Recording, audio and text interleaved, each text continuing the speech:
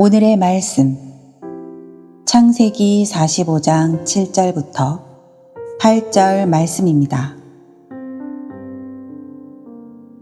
하나님이 큰 구원으로 당신들의 생명을 보존하고 당신들의 후손을 세상에 두시려고 나를 당신들보다 먼저 보내셨나니,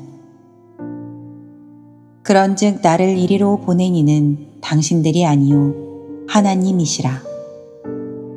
하나님이 나를 바로에게 아버지로 삼으시고 그 온 집의 주로 삼으시며 애굽 온 땅의 통치자로 삼으셨나이다. 아멘. 우리가 하나님의 말씀을 듣고 행하지 않으면 그것은 아무런 의미가 없습니다. 강단에서 아무리 하나님의 말씀을 선포해도 여러분이 그것을 듣고 행하지 않으면 또한 아무 소용이 없습니다. 성경은 하나님의 말씀을 듣는 자에게 믿음을 허락하신다고 분명히 말씀하셨습니다. 그리고 그 믿음은 곧 우리의 삶 속에서 녹아져서 행동으로 나타나야 한다라고도 말씀하고 있습니다. 바라기는 오늘 선포되어지는 이 하나님의 말씀을 귀담아 들으시고 그 말씀이 여러분의 삶 가운데서 녹아져 행동으로 나타날 수 있게 되기를 먼저 주님의 이름으로 축원을 드립니다. 어느 목사님이 그런 말씀을 하시더라고요. 은퇴 후에 목사님 이때 설교하고 싶지 않으십니까? 제가 한번 물었어요. 그랬더니 아이고 저 목사 설교 안 하니까 너무 좋아 그러더라고요. 그렇게 좋으십니까? 그랬더니 너무 좋다는 거예요. 설교를 안 하니까. 그러시면 그런 얘기를 하셨어요. 이제는 설교를 삶으로 살아야지. 그런 말씀을 하시더라고요. 설교를 삶으로 하고 싶다라고 하신 원로 목사님의 고백이 저와 여러분 모두의 고백이 될 수 있게 되길 바랍니다. 우리가 하나님의 말씀을 듣고 또 이렇게 예배를 드리는 그 중요한 이유 가운데 하나는 바로 말씀대로 살아가기 위함이 아니겠습니까? 예수님은 우리에게 말씀만 하지 않으셨죠. 삶으로 보여주셨습니다. 모든 것을 행동으로 보여주셨고 또 나누셨고 또 우리와 함께 아파하셨죠. 하나님의 말씀을 그야말로 우리에게 보여주셨다라고 말할 수 있습니다. 성경은 말씀대로 살아가라고 우리에게 주어진 것이지 읽고 묵상하고 공부만 하라고 주어진 것이 아닙니다. 바라기는 하나님의 말씀을 배우고 익히되 삶으로 보여줄 수 있는 그런 저와 여러분의 신앙이 될 수 있게 되기를 주님의 이름으로 부탁을 드립니다. 우리 주변에는 자신의 삶을 긍정적인 태도를 가지고 살아가는 사람들과 또 반대로 부정적인 태도를 가지고 살아가는 사람들이 있는 것을 보게 됩니다. 삶에 대한 태도는 같은 환경, 같은 삶의 조건 속에서도 서로 다르게 나타나는 것을 보게 되는데 바로 이 어떤 태도로 살아가는가에 따라 그의 삶의 결과도 다르게 나타나는 것을 보게 됩니다. 긍정적인 사람과 부정적인 사람의 가장 큰 이 다른 점이 무엇인지 아십니까? 그것은 바로 자신이 놓여진 상황만을 바라보느냐 아니면 환경 너머를 바라보느냐에 있습니다. 부정적인 사람은 지금 현재 자신의 상황만을 바라본다면 긍정적인 사람은 지금 현재 자신의 그 상황과 환경만을 바라보지 않고 그 너머를 바라본다는 것이죠. 이러한 삶을 대하는 태도는 매우 중요합니다. 우린 때로 우리가 놓여있는 환경을 불평할 때가 있죠. 일하는 것 때문에 오는 어떤 스트레스, 가정 안에서 일어나는 복잡한 일들, 직장에서 찾아오는 어떤 압박감들, 우리가 살아가고 있는 환경을 바라보며 불평과 불만을 갖게 될 때가 있습니다. 그러나 여러분, 지금 나에게 놓여진 환경만을 바라보는 사람은 자신이 놓여진 그 환경의 지배를 받을 수밖에 없음을 여러분 기억하시길 바랍니다. 나에게 놓여진 환경을 바라본다면 내 자신이 환경의 지배를 받게 되지만, 나에게 놓여진 환경이 아닌 환경 너머에 있는 나를 향한 하나님의 계획을 바라본다면 그 사람은 그 환경을 이길 수 있게 되는 것입니다. 중요한 것은 내가 놓여진 환경을 받아들이고, 비록 인간적인 눈으로 행복의 조건이라고는 찾아볼 수 없는 상황일지라도, 혹시 여기 계신 분들이 그런 상황은 아니시겠죠? 만약 그럴지라도 그럼에도 불구하고 그 가운데서도 자신의 모든 형편을 긍정적인 태도로 인정하고 그곳에서 하나님의 인도하심에 반응하는 것, 또 그 소망의 끈을 놓지 않는 것, 그것이 바로 믿음의 사람들의 이 삶을 대하는 태도인 줄로 믿습니다. 우리 인생을 보면 어떤 상황이 나에게 좋은 것 같아 보이기도 하고 또 나빠 보이기도 한 것 같을 때가 있어요. 그래서 우리 인생은 매번 이 긍정과 부정의 어떤 묘한 그 줄타기를 하는 것과 같은 때가 많이 있죠. 이게 진짜 좋은가? 아니면 이게 정말 나에게 나쁜 건가? 그것을 고민하게 된다는 거예요. 우리가 여름에 수박을 마트에서 사와서 이야, 너무 좋아 보인다. 그래서 다 갈랐더니 어때요? 속이 허할 때가 있죠. 겉은 정말 좋아 보였는데 속은 그렇지 않을 때가 있다는 거예요. 그래서 우리는 항상 고민을 한다는 거죠. 이게 진짜 좋은 건지, 이게 나쁜 건지. 실제로 우리가 살다 보면 우리 인생이 정말 잘 풀리는 것 같아 보일 때가 있어요.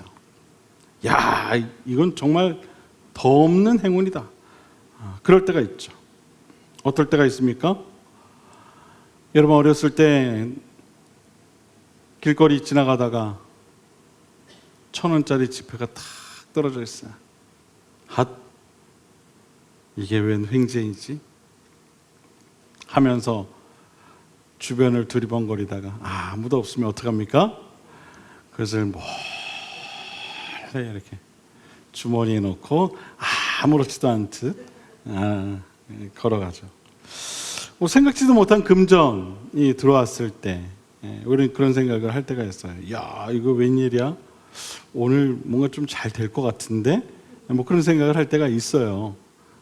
이제 명절인데 여러분들 이제 자녀분들이 용돈을 두둑히 챙겨주실지 모르겠어요. 뭐 아니면은 뭐 예상치 못한 어떤 일이 일어났는데 그것이 나에게 큰 행운처럼 여겨지는 그런 때도 있습니다. 또 그와는 반대로 뭔가 일이 뒤엉켜서 모든 것이 뒤죽박죽처럼 보일 때가 있어요. 예를 들면 이런 거죠. 갑자기 어떤 큰 사고를 당했을 때, 또 어떤 내가 좋아하는 물건을 잃어버렸을 때, 뭐 그럴 때가 있습니다. 야, 이거 오늘은 뭔가 안 되는데, 이거 왜 이러지 요즘? 이런 생각을 할 때가 있다는 거죠. 과연 그런 인생을 살아가면서 우리는 그 상황을 과연 어떻게 받아들일 것인가? 그것이 참 중요한 일이 아닐 수 없다는 거예요. 제가 예화를 하나 좀 길게 여러분들에게 이야기할 겁니다. 어떤 예화냐면 잘 들어보시죠. 옛날에 어느 한 마을에 하나님을 잘 믿으며 정말 성실하게 자신의 삶을 살아가던 한 남자가 있었어요.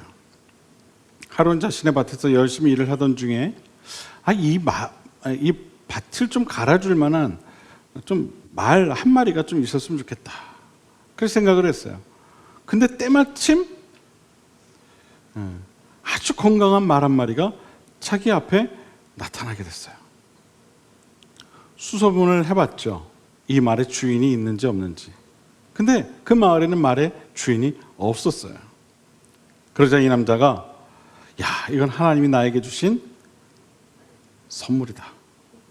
그렇게 생각을 하고 그 말을 이제 키우기 시작합니다. 자, 여기서부터 여러분들에게 몇 가지 질문을 하면서 이 이야기를 계속 이어나갈 거예요. 자, 어느 날 갑자기 말을 갖게 된 이 상황이 이 남자에게 여러분 생각에 행운이라고 생각되십니까? 불행이라고 생각되십니까? 분명 행운이라고 생각될 거예요. 그래서 이 남자가 이 말의 이름을 행운이라고 지어줍니다. 하루는 이 남자가 그 행운이를 타고 길을 가다가 그만 말에서 떨어지고 맙니다. 다리를 다치게 되죠. 그 즉시 병원에 가서 진료를 받았는데 그만 너무 심각한 나머지 발을 절단해야 한다라는 진단을 받게 돼요. 그래서 결국 이 남자는 다리를 절단하게 되었고 의족을 하는 상황에 놓이게 됩니다. 자, 두 번째 질문입니다. 갑자기 행운처럼 찾아온 이 말이 너무 감사하고 좋아서 그 이름까지 행운이라고 지었는데 그만 이 말을 타고 가다가 이 남자가 말에서 떨어져서 자신의 다리를 잃게 됐어요. 자, 이 말이 이 남자에게 계속해서 행운이겠습니까? 아니면 불행이겠습니까? 분명 불행이죠. 모두가 그 남자에게 불행이라 그렇게 생각할 겁니다. 그래서 이 남자가 그 말의 이름을 바꿉니다. 너는 불행이야.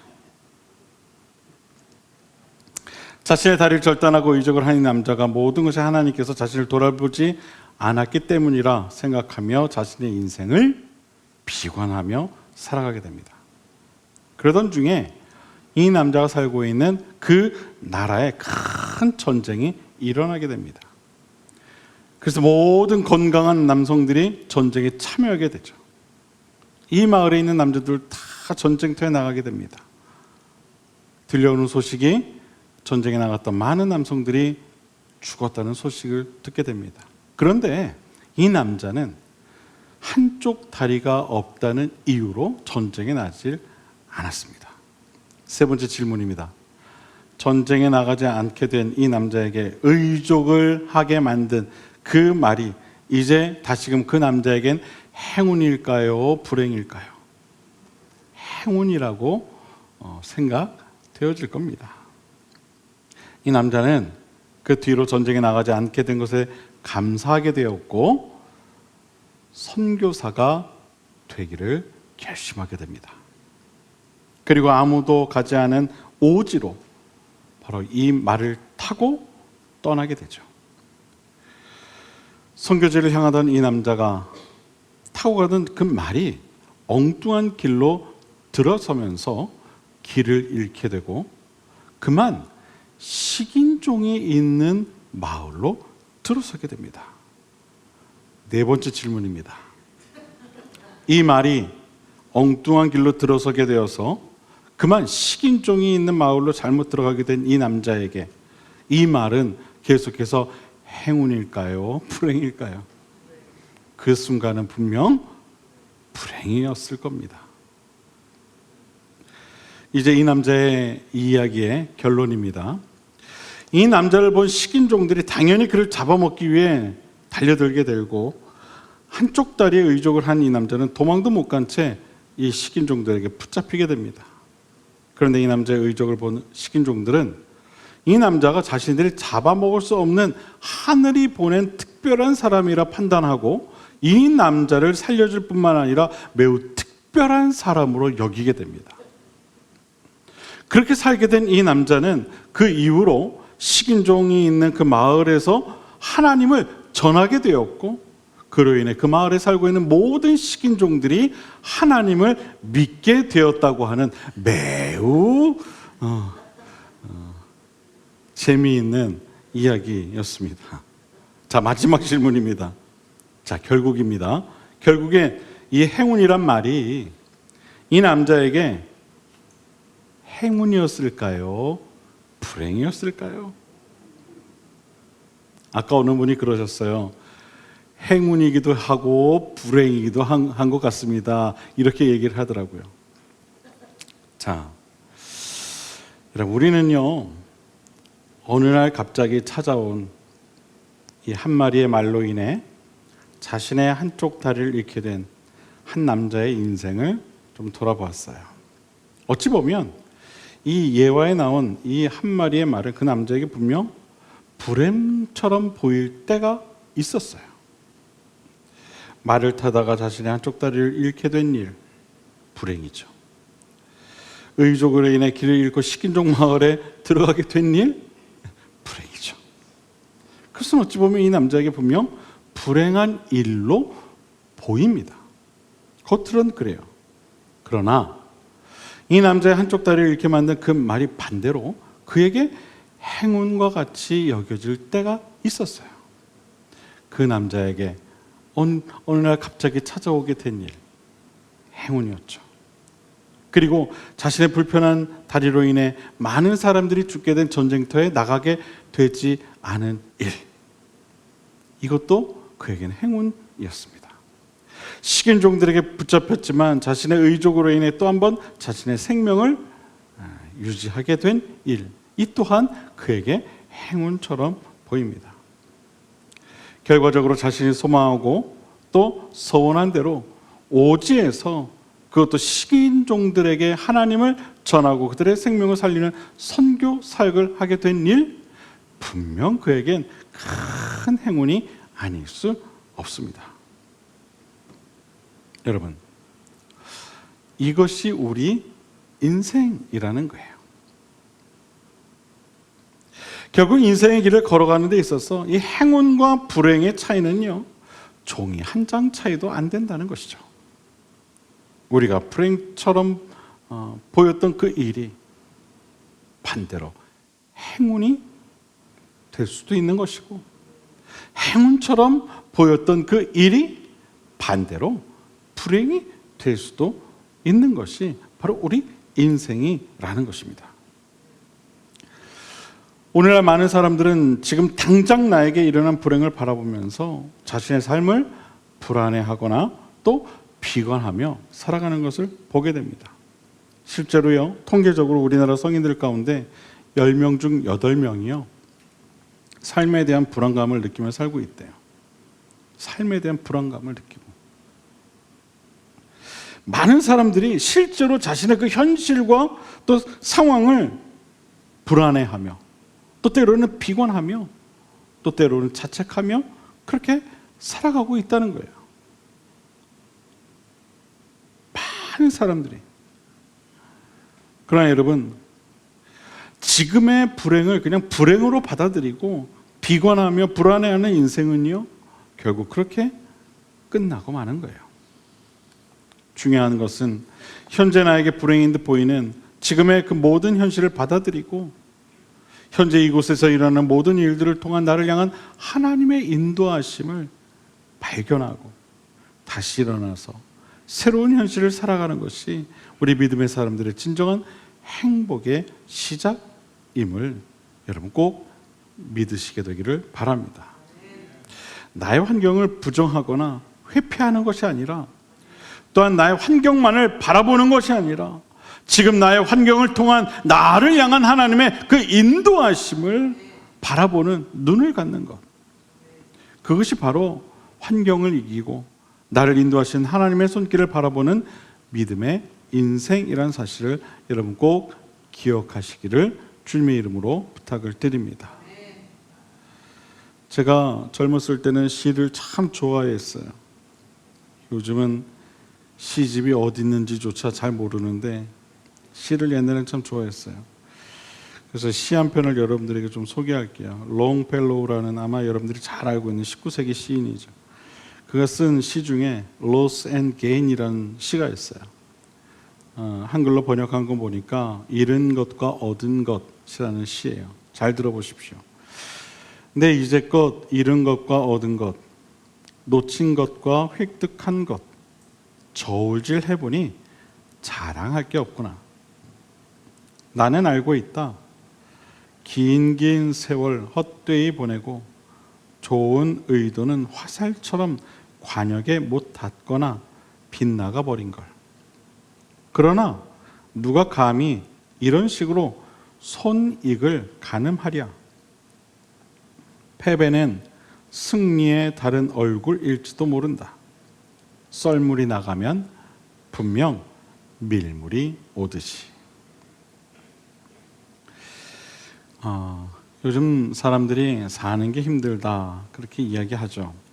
그리고 지금 현재 우리가 살고 있는 시대가 어느 때보다 힘든 그러한 시간이라고들 이야기합니다.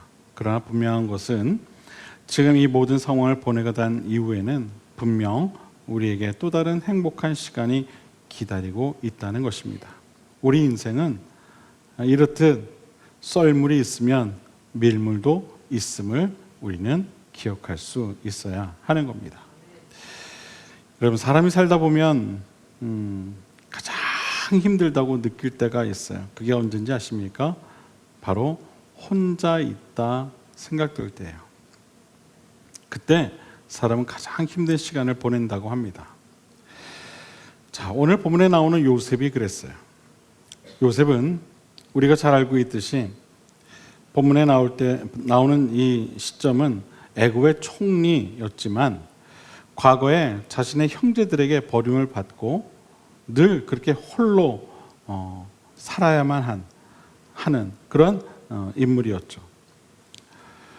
형들이 파놓은 사막의 웅덩이에 버림을 받았었고 또 이방인들에게 값없이 팔려가기도 했었고 노예로 팔려간 이 요셉의 주위에는 그를 보살펴줄 사람이 단 한 사람도 없었고 마음을 다해 모시던 집 주인에게로부터는 억울한 누명을 쓰고 감옥에 가기도 했었습니다. 그의 인생은 마치 썰물과 같은 그런 인생이었죠. 그런데 요셉은 그런 환경 속에서도 자신의 인생을 비관하거나 또 포기하지 않았습니다. 이 말을 하려고 하는 거예요. 이 말을. 그가 그렇게 그토록 어려운 상황 속에서도 자신의 삶을 비관하지 않고 포기하지 않았던 이유가 무엇일까요? 그것은 어떠한 상황과 환경에서도 자신과 함께 하시고 자신의 인생을 인도하실 하나님을 그는 소망하였고 그리고 믿었기 때문입니다.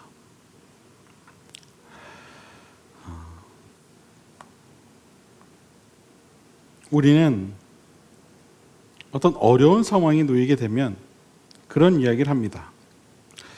야, 내 인생은 왜 이런 걸까? 남들은 다 잘 되는 것 같은데 왜 나만 이렇게 힘든 걸까? 그런 생각을 할 때가 있어요. 만약 여러분의 현재 상황이 그렇다면 그냥 그 상황을 받아들이십시오. 그리고 그 상황에서조차 나를 인도하시는 하나님을 한번 잠잠히 바라보는 그런 시간을 한번 가져보십시오. 하나님은 왜 나를 이 깊은 어둠과 같은 곳에 두셨는지를, 그리고 이토록 힘든 상황을 통해 나에게 바라시는 게 무엇인지를 한번 잠잠히 바라보며 그런 질문을 한번 던져보시길 바랍니다. 그러면 하나님께서는 선하신 분이시기 때문에 반드시 여러분에게 어떠한 방법으로든 응답해 주실 것입니다. 여러분, 이 세상의 모든 일에 있어서 항상 마음 편한 사람이 과연 있을까요? 제가 장담하는데요, 단 한 사람도 없어요. 마음 편히 살아가는 사람은요, 단 한 사람도 없어요. 정말 편해 보이는 사람도요, 그 속을 들여다보면은요, 그렇지 않더라고요. 다 아픔이 있고 상처가 있고요, 정말 견디기 힘든 사연들이 다 있어요. 제가 가능하면 실명을 거론하지 않는데 예전에 저희 교회에 강정순 집사라는 분이 계셨어요. 그분의 남편이 소천하신 김유현 권사님이시라고, 참 참 인품이 좋은 분이셨어요. 지금은 하늘나라에서 잘 살고 계시다고 연락이 왔어요. 이분이 소천하시기 전에 교회에서 이 강 집사님과 여성교회 분들이 이런저런 얘기를 나누다가 제가 누가 그런 얘기를 했는지 기억이 안 나는데 어떤 그 여성교회 분이 이런 얘기를 하시더라고요. 아유, 강 집사님 참 좋겠어. 김 권사님처럼 좋은, 참 인품 좋은 남자랑 사니까 참 좋겠어. 그랬더니 그 말을 들은 집사님이 이런 얘기를 하시더라고요. 한번 살아봐요.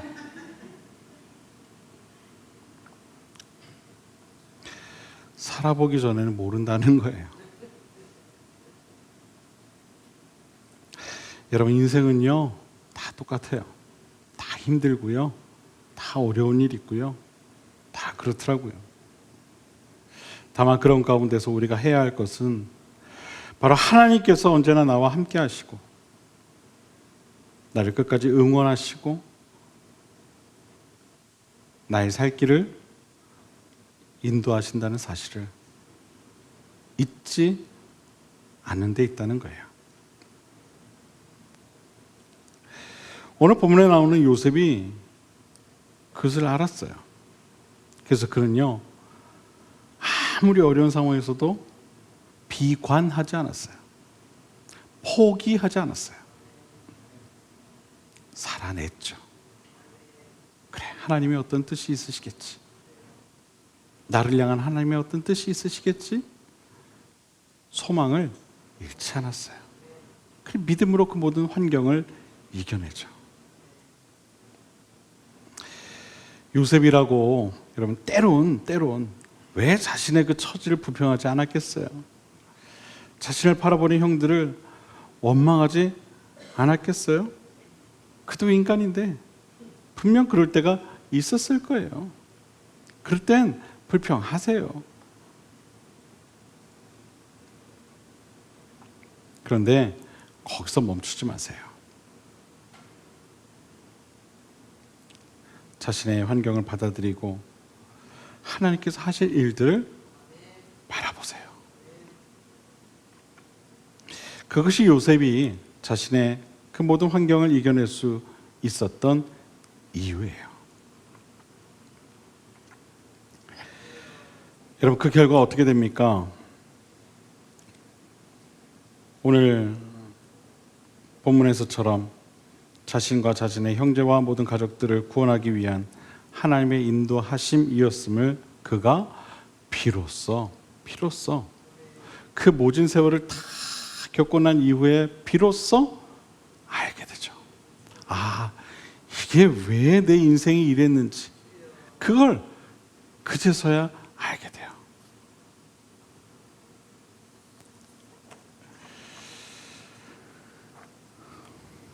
오늘 본문에 뭐라고 이야기합니까? 하나님이 큰 구원으로 당신들의 생명을 보존하고 당신들의 후손을 세상에 두시려고 나를 당신들보다 먼저 보내셨나이다.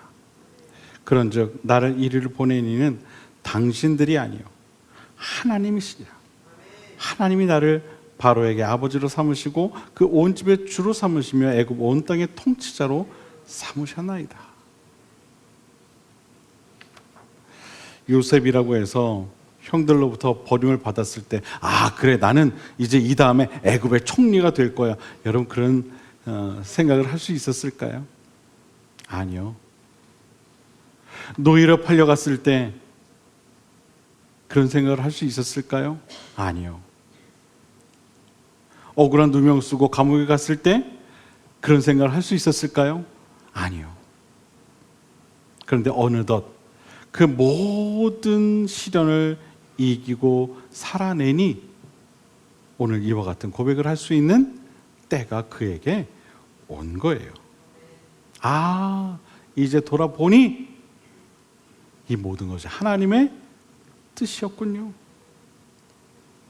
그것을 깨닫고 고백할 수 있게 된 것이죠.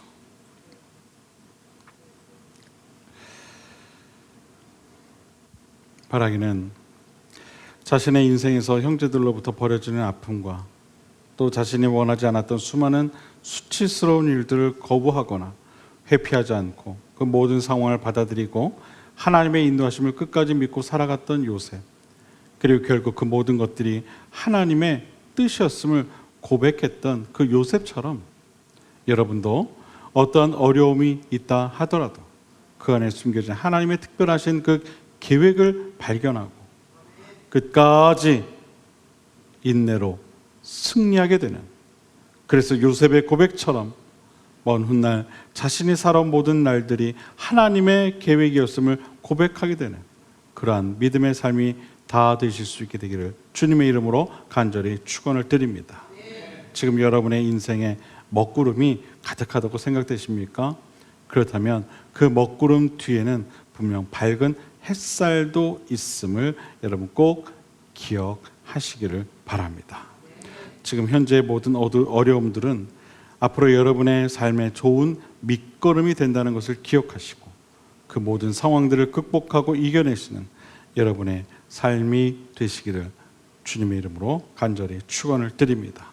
모든 상황 속에서 소망과 믿음의 눈을 들어 하나님을 바라볼 때 하나님은 일하실 것입니다. 기도하겠습니다.